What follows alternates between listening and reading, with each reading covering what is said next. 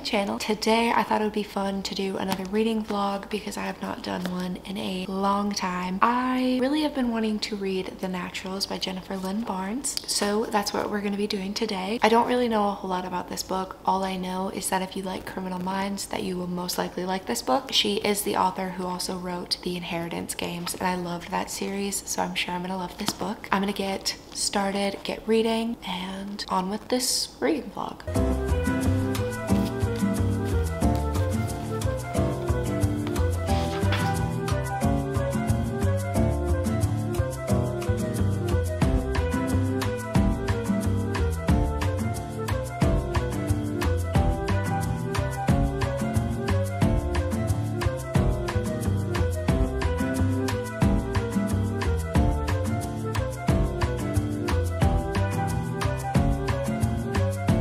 I also forgot to say this before we start. This reading vlog is going to contain spoilers for this book. If you have not read this book, probably skip this video if you don't want any spoilers, because I don't know how to do reading vlogs without having spoilers. That just doesn't compute in my brain. I'm right now in chapter 4. The few things that I've picked up so far is that her mom was murdered, which they have not caught the killer, and I feel like, because this is a 1, 2, 3, 4. There are 4 books in the series and a novella. I do feel like that's probably going to be a big part of the series. I'm not sure. As well as, so she worked at a diner, or works at a diner right now, I guess. And this like teenage boy came in, ended up giving her a card, had like a person's number, and it was the card for like the FBI agent. Oh, I did just miss this. The teenage boy, I was confused because she just met the FBI agent and I thought the teenage boy was the FBI agent. I thought it was some sort of like Spencer Reid, really smart young person, but he was a messenger. So I think he's also in the program with her, and he for some reason doesn't want her to be in the program, and I'm kind of curious why. I also am kind of confused. If you've read the book, there's like,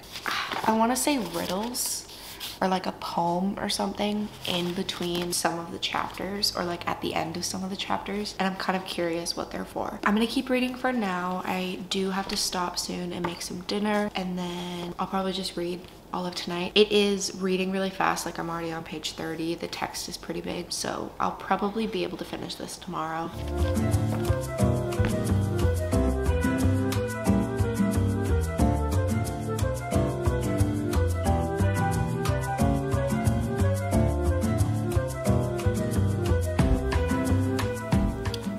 So Briggs, which is the special agent, and Michael, which is the teenager that I was talking about, don't like each other, or seemingly like, I wonder if Michael is just like a rebel teen, or like that type of like character who won't fit in the mold of what the adults want the kids to fit in the mold. This is a YA book, so I feel like that's kind of the way his character might be. I'm not sure.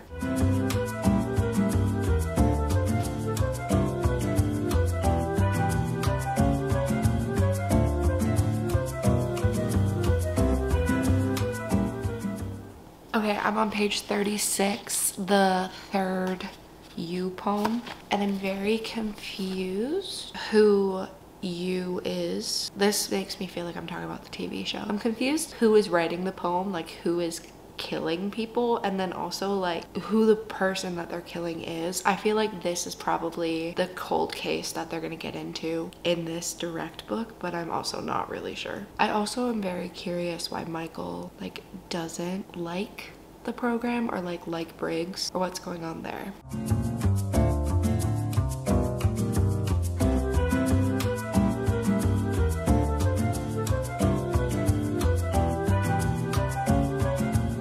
They have a jet, just like how they do in Criminal Minds, which obviously it's the FBI. They probably have a jet, but I just think it's very funny because now I'm just picturing like the end scenes of Criminal Minds. I love Spencer Reid so much. I don't know if I trust Michael. His talent is reading people's emotions. I don't know if I said this. Her talent is that she's a natural profiler.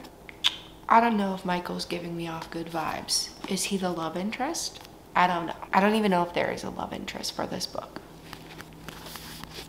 Also, if my mic is buzzing in this video, I'm so sorry. I've tried fixing it. I don't really know what's going on. Hopefully it's not though.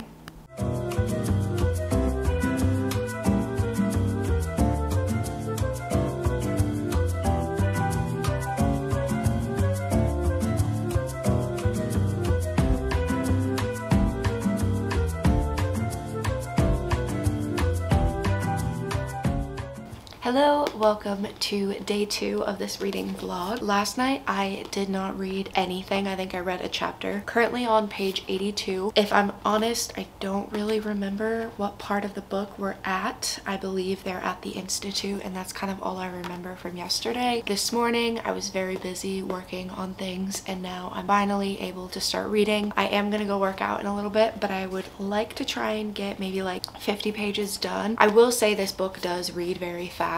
I said this earlier, it's a YA book and the text is really big. I'm gonna get reading. I have a feeling, and I could totally be wrong about this, but right now they're at the scene where they're in the mall and Cassie, our main character, is like profiling a random person that they chose at the mall. I have a feeling Dean is the love interest because very much giving off like admiration vibes towards her. He seems kind of proud of how she's profiling. She was talking about how it was seemingly like he was kind of ignoring her, and I wonder if he's ignoring her because he has a crush on her and he knows that she can read basically like body gestures and everything like that. So he's probably like hiding the fact that he likes her. That's one of my theories.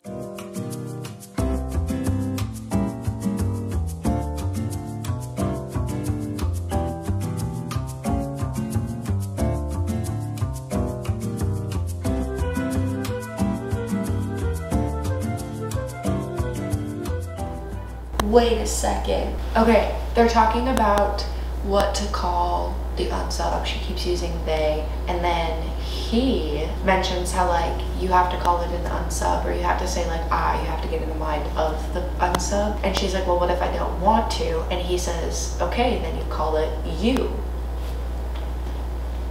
The poems? Is he the serial killer?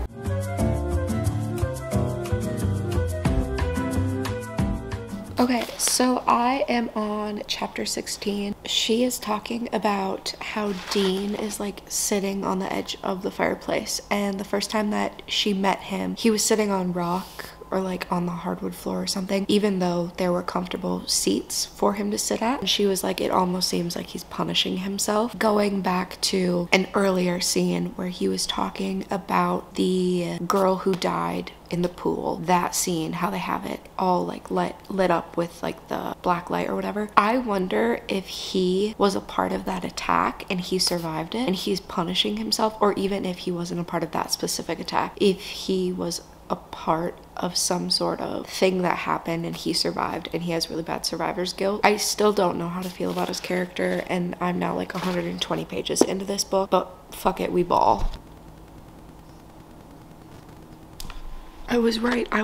I don't know what it is about Jennifer Lynn Barnes and loving a love triangle, but is there a love triangle between Dean and Michael in this book? I better not find out that they're brothers later on, because that's too much, and she already did that. I was definitely confusing Michael and Dean, thinking it was one character, but it's two. There's a very high chance that I was talking about them earlier in this video and mixing up who they are, but I don't want to have to go back and like reread everything to figure out which character traits are for who. Michael is the rich boy. I guess I don't know anything about Dean. I am on page 155 and she is reading through like some of the transcripts, and we just found out that Dean's dad was a serial killer. With what I was talking about how like I kind of thought Dean and Michael were one character. I don't remember if was it Dean was the one that was like warning her not to join. So how I was saying earlier that I think he was involved in a case or he had survivor's guilt or something, it's because his dad is a serial killer. I still don't understand why the photos are up there, and let alone why they're supposed to benefit Dean. That doesn't make sense to me. Oh my god. Okay, they're right now, I'm on page 173. They're looking through basically the cases that Locke is on right now. The murderer is killing redheads, or like if they're not redhead, dyeing their hair red, and they're psychics. And Cassie just realized that most likely this serial killer is the person who killed her mom. And I wonder if that's the first person in the poem that like he keeps trying to recreate is killing Cassie's mom. And I wonder if Locke knows this, and that's why they recruited her. This is kind of a crazy book to be YA. I just got back from working out. I'm right now having my protein drink. I am gonna start reading again. I left off on the part where we figure out Cassie, I believe that's the main character's name. Give me a second. I grabbed the book. Where we figure out her mom was most likely a victim of the unsub that they're looking into. I did that purposefully because I have been struggling lately with not connecting to books. I, for some reason, like can't get into books recently, or at least get into them as much as I have gotten into books in the past. So I wanted to quit at a very like exciting point of the story so that I can just jump right back into it. Pause. Am I dumb? Are they 12? Are the characters in this book 12 years old? I'm on page 186 and Briggs is talking to Cassie about how they're like not gonna put her on the case, whatever. And she just mentioned they are not gonna use the 12-year-old son of a serial killer, but that might be talking about when they first found him. She's 17, I thought. She has to be 17. She was working a job. Yeah, she's 17. Okay, never mind. For a second, I thought they were 12 years old, and I was like, Jesus.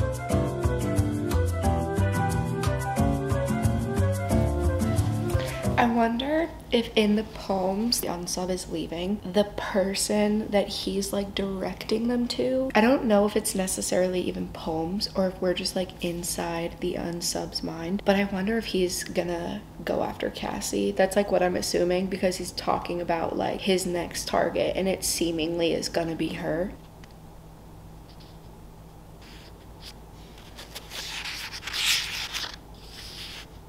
She is about to open the package from the killer that he mailed to her. With this book, this probably isn't anything to do with the book. I'm having a hard time like differentiating all of the characters. For me, they kind of all feel like the same character, just like with different names. But I believe Leah is very protective of Dean, if I'm remembering right. And I don't think Leah likes Cassie in a I don't like you because the guy I like likes you way. That's kind of the vibe it's giving me right now. Ooh. I don't know if I'm kind of suspicious of Leah because she's definitely giving off kind of like a mean girl energy. Not that I'm like suspicious of her being the killer, but like it was red hair that was in the box, so we know obviously it's the serial killer. I don't know if I'm reading into this wrong. I'm on page 270. They just realized that there is a leak in the house that they're staying at that most likely, from what I'm understanding, that one of the FBI agents in the house is the unsub. However, it also kind of could be read as like Michael might be the unsub. They said something about, well, I guess they said he would do crazy things for girls that he likes, but meaning in like being a heroic person. I'm sad because I don't have the second book ready to read right after this, and I think I have like 40 something pages left. I'm gonna get back to it.